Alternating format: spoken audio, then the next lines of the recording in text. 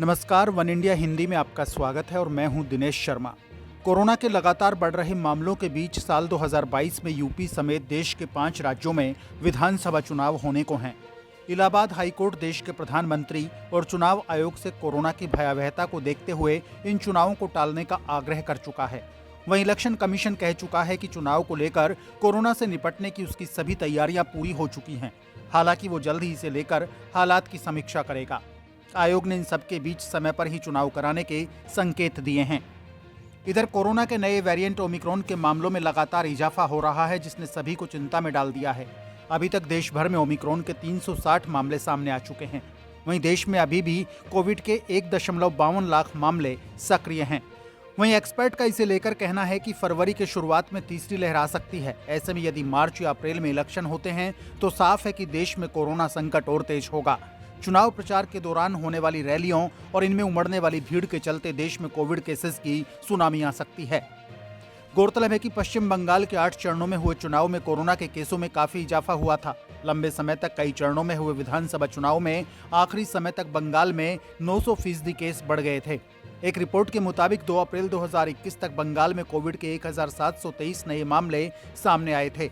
इन आंकड़ों में मौत एक भी नहीं थी, लेकिन चुनाव के बाद 2 मई 2021 को कोविड के केसेस की संख्या बढ़कर 17,515 हो गई थी और एक ही दिन में 100 लोगों की मौत हो गई थी। वहीं अन्य राज्यों की बात करें जहां चुनाव में कोरोना के केस बढ़ गए थे तो असम, बंगाल, तमिलनाडु, पुडुचेरी और केरल में 15 अप्रैल को कुल कोरोना केस 26,594 थे, लेकिन एक महीने के बाद ही 5 मई को इनकी संख्या 92,794 पर जा पहुंची। वहीं कोरोना से होने वाली मौतों की संख्या 112 से बढ़कर 626 हो गई थी। एक रिपोर्ट के मुताबिक 15 मई को देश भर के कुल नए मामले का 29% इन चुनावी राज्यों में ही था। वहीं उत्तर प्रदेश में अप्रैल 2020 में हुए पंचायत चुनाव की बात करें तो यह कोविड के 8 लाख नए केस सामने आए थे। एक रिपोर्ट की माने तो प्रदेश में 700 शिक्षकों की मौत कोरोना से हुई थी। शिक्षक संघों का दावा है कि इन शिक्षकों की इलेक्शन में ड्यूटी लगी थी।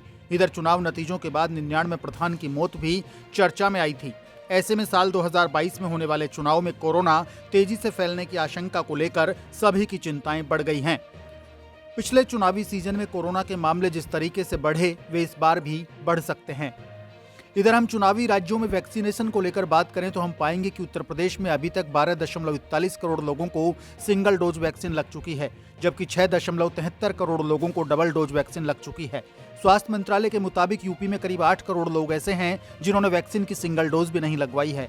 वहीं उत्तराखंड की बात करें तो वहां 77.30 लाख लोग सिंगल डोज और 60.64 लाख लोग वैक्सीन की डबल डोज लगवा चुके हैं।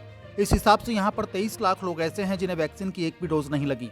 स्वास्थ्य विभाग के मुताबिक मणिपुर में 14 लाख लोग ऐसे हैं जिन्होंने वैक्सीन की एक भी डोज नहीं लगवाई। वहीं पंजाब और गोवा की बात करें तो पंजाब में 31 लाख और गोवा में 6 लाख लोगों को वैक्सीन की एक भी डोज नहीं लगी है।